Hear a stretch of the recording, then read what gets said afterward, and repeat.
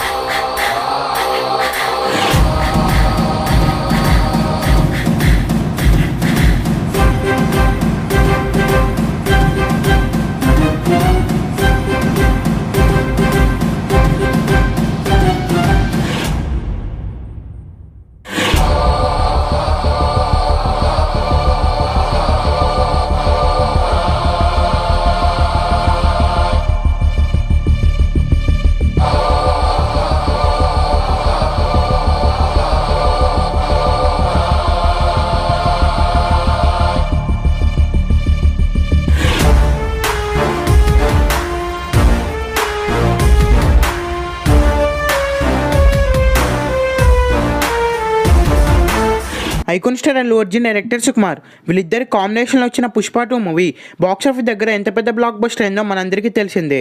ఈ movie 1900 crores collect చేసింది. పుష్ప 2 క్లైమాక్స్లో సుకుమార్ గారు పుష్ప 3 కూడా తొందరలోనే రిలీజ్ అవ్వబోతుందని హింట్ ఇచ్చారు. అయితే Pushpa 3 movie shooting next year అయితే స్టార్ట్ అవబోతుంది.